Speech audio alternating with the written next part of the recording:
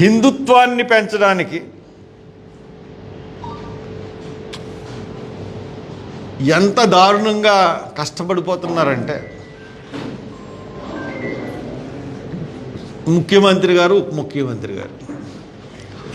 ముఖ్యమంత్రి గారు ఆయన మాటలు ఎంత ప్రొవొకేటింగ్గా ఉన్నాయంటే, మీకు బాధ్యత లేదా, మీకు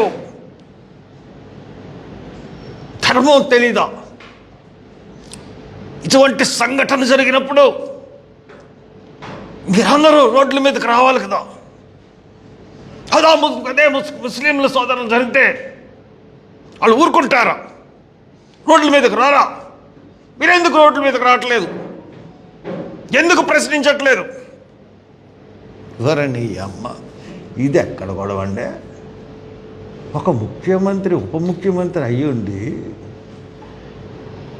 ఇటువంటి ప్రొవొకేటింగ్లు మాట్లాడితే వెంటనే అతన్ని డిస్మిస్ చేయాలి ఉప ముఖ్యమంత్రి నుంచి.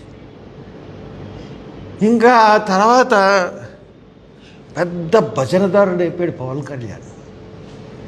ఎంత భజనదారుడు అయిపోయాడంటే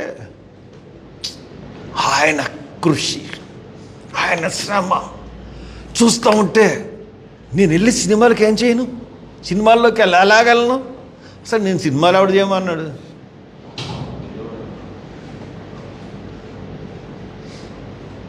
అందుకనే నేను సినిమాలని పోస్ట్పోన్ చేశాను ఈ వరదల గురించి. ఆయన నీటిలో దిగి నడిచి, నీటిలో ఆయన ఎవడు దిగమన్నాడు?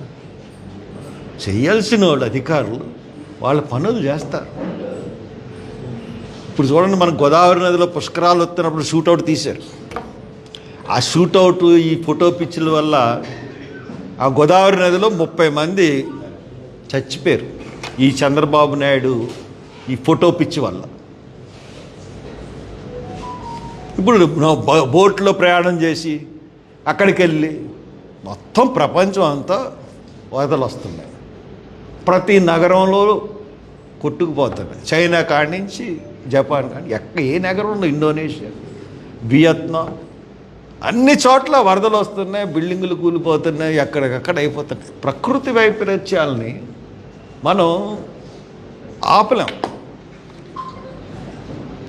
ఆపడానికి ప్రభుత్వం ప్రయత్నించాలి.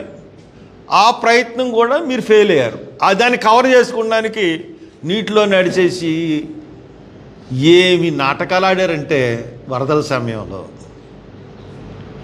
బోట్లు ఎక్కడి నుంచో కొట్టుకొచ్చినాయి అంట, బోట్లు వాళ్ళే పెట్టేశారు. ఇది ఒక దళితుడిని కుట్ర చేసి పెట్టాడని చెప్పి జైల్లో పెట్టారు. ఇది పరిపాలనా విధానం కాదు.